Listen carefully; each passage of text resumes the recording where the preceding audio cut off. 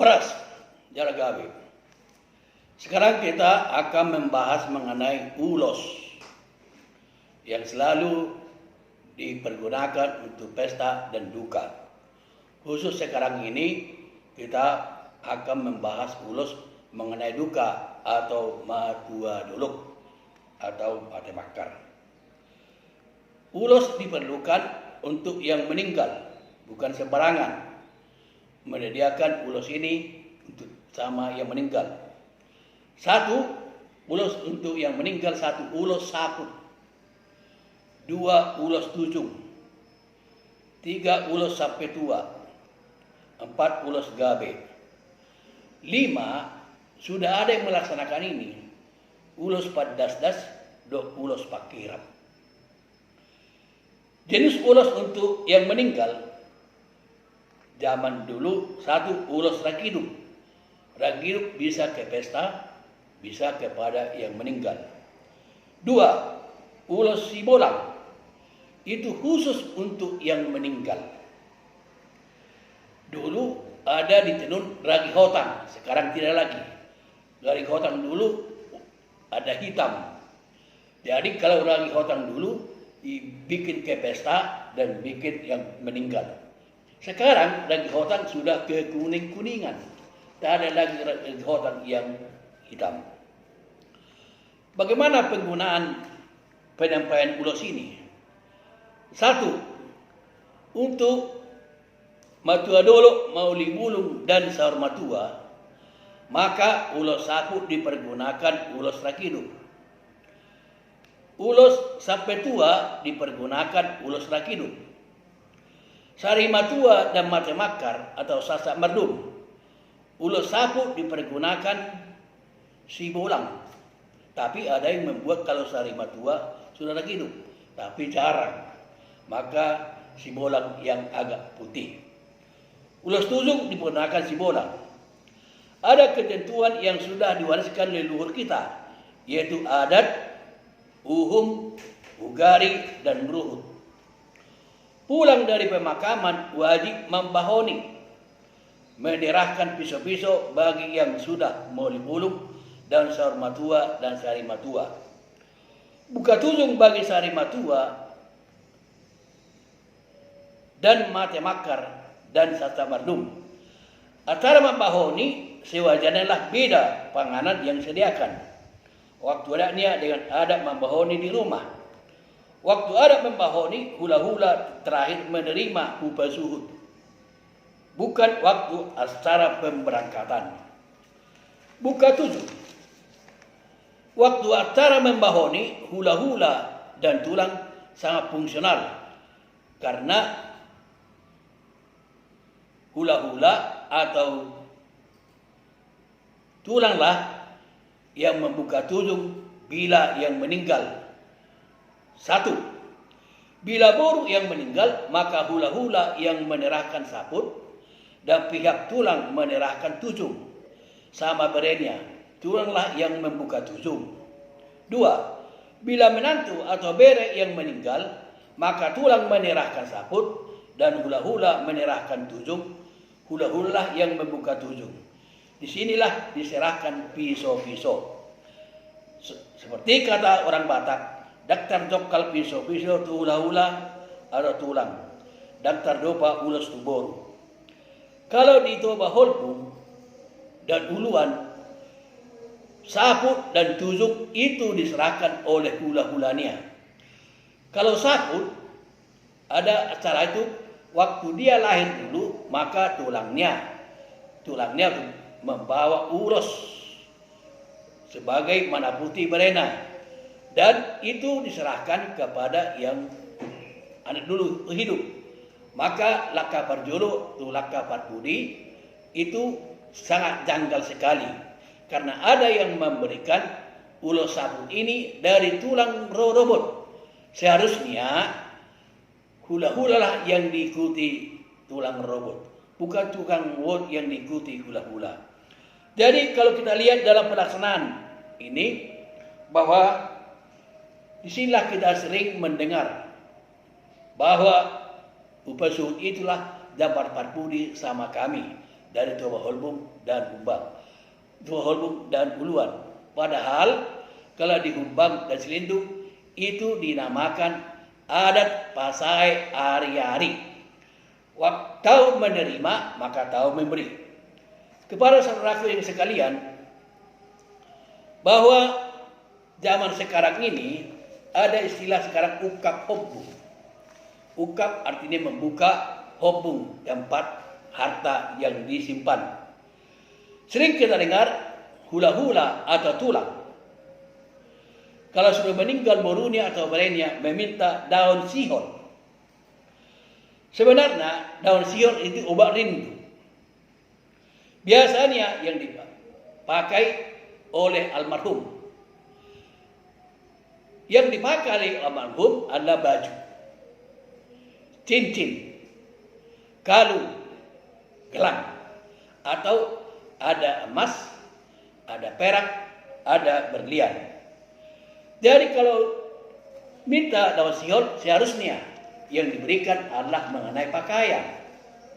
Tetapi sekarang ini daun sihon selalu diminta uang.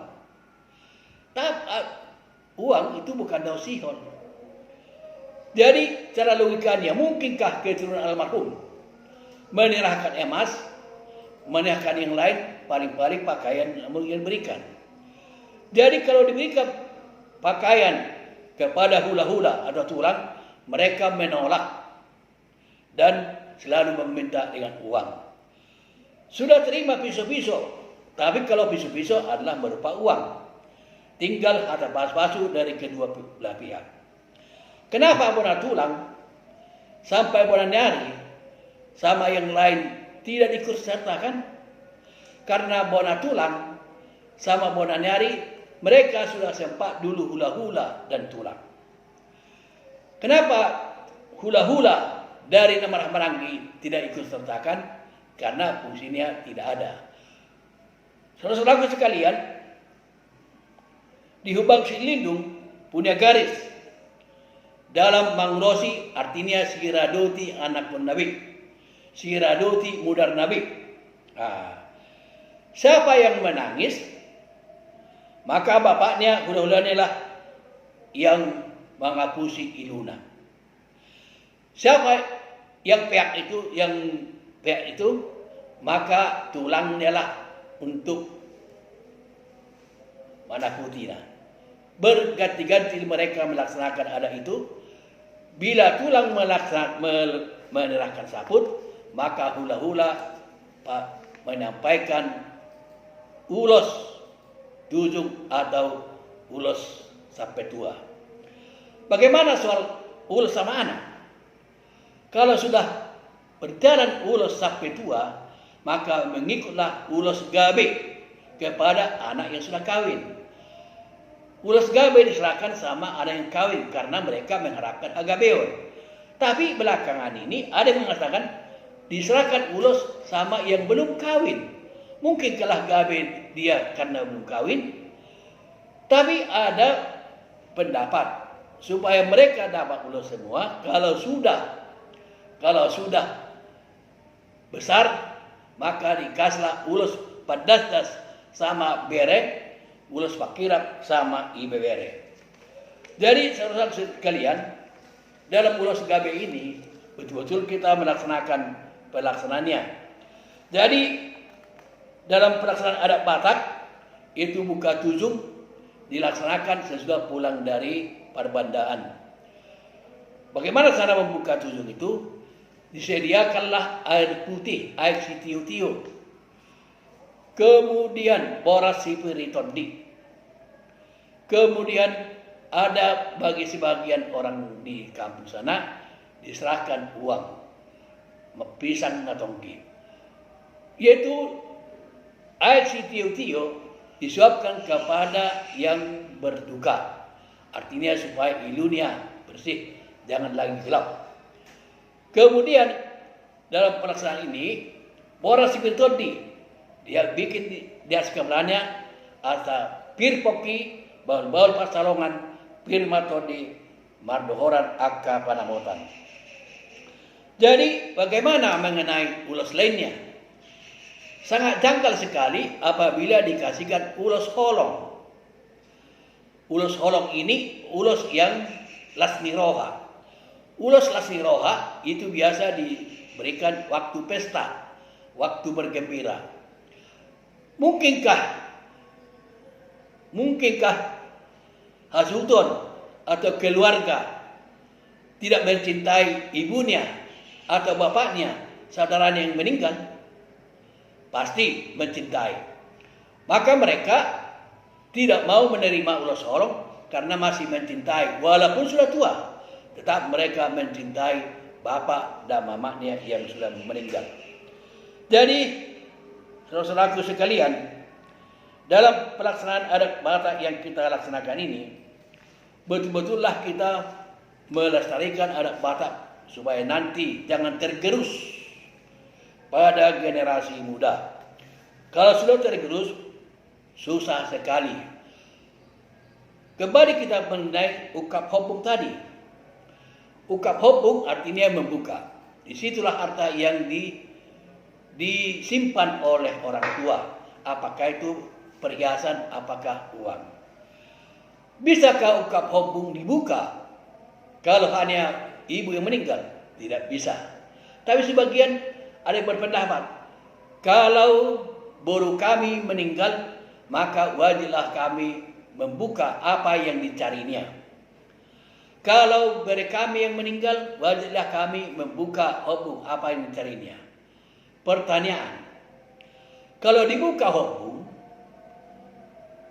padahal suaminya masih hidup, apa belanja suaminya? Kalau berenya meninggal, dibuka hopung, apa belanja dari mamanya? Jadi hopung dibuka apabila tidak ada lagi yang memerlukan. Sekali lagi, hopung dibuka apabila tidak ada lagi yang memerlukan. Kalau misalnya si ibu yang meninggal, maka yang berhak menerima hopung adalah ula-ulanya. Apabila bere yang meninggal, maka yang berhak buka hopung adalah tulangnya. Jadi dalam pelaksanaan ini, bagaimana kalau anaknya tinggal satu belum kawin, tetapi sudah kerja? Maka disinilah perlu adanya suku mulanihata sise mulaniuhum. Bagaimana pendapat keluarga untuk menjawab permintaan dari orang tua. Kalau berenya belum kawin, maka sama ada Batak. Ada istilah tulang pangolihon berena. Maka disinilah musyawarah aik godang tua laut dusiroha si bayan nasau. Saudara-saudaraku sekalian, dalam pelaksanaan ukap hopung ini betul-betullah kita harus sangat teliti sekali. Dan betul-betul kesimpulan, hopung dibuka apabila tidak ada lagi yang memerlukan. Hopung, karena di hopung itulah belanja. Karena di hopung itulah emas atau ringgit satu suara untuk biaya perkawinan anaknya yang belum kawin. Jadi kita berpedoman kepada ketentuan adat Batak kita. Horas.